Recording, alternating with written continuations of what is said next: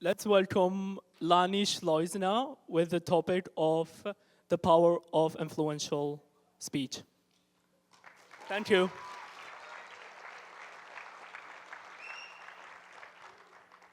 Hello, everybody.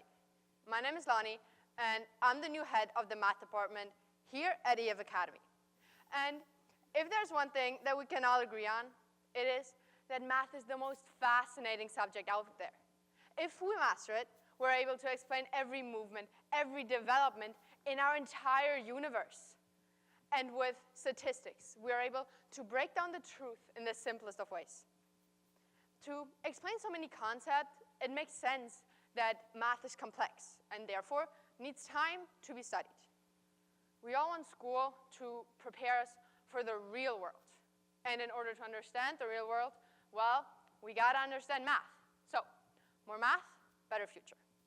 But what is the main impediment that stops us from studying math?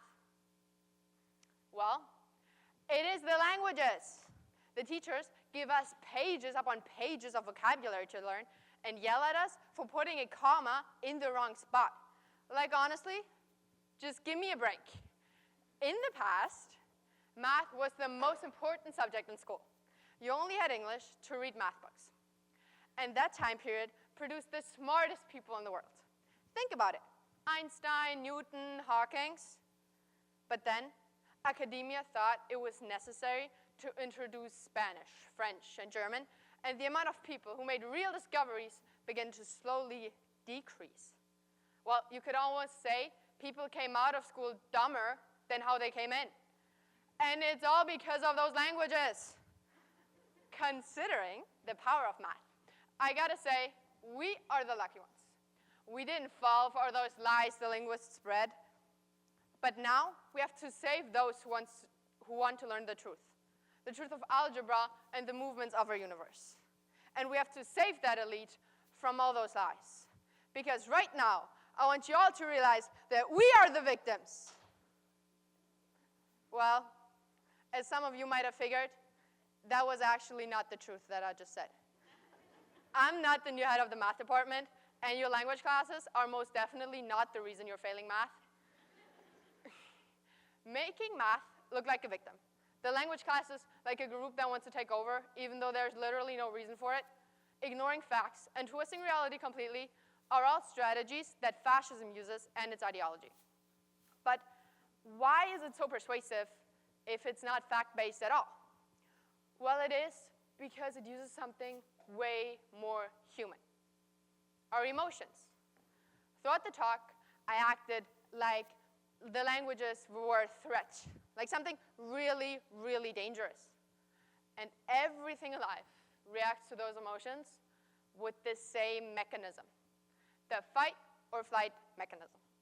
And because I kept on going on and on about how math is the truth and the best subject, you felt empowered to choose fight over flight. But another interesting thing is that it works on us, humans. Because what makes us different from all those animals is that we don't have to go into fight or flight, but that we can take a step back, think about it, and make a reasonable decision instead. For example, if a horse hears a loud noise that it isn't used to, it will most definitely run away. But if we hear a loud noise, we will be scared for a moment or two for sure, but then we will take that step back. And we will realize it was just somebody dropping something. How well those fascistic talks work can be seen in Nazi Germany's history. Their propaganda used 5 elements: spreading lies, twisting reality, ignoring facts, making one group look like the victim and the other like it wants to take over. And they did this to make their speeches more persuasive. And that worked really well.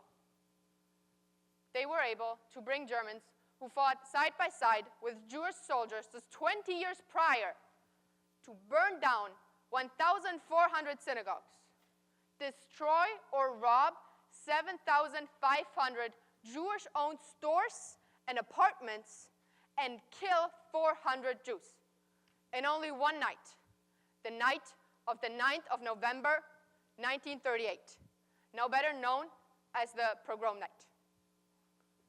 This lady is 103 years old. Her name is Margot Friedländer, and she survived the Holocaust. She said, in January of this year, this is how it started back then too, about the political development in Germany. Now, it's all of our job to prove to her that we are capable of taking that step back, thinking twice about political speeches, to ensure that history does not repeat itself. Thank you.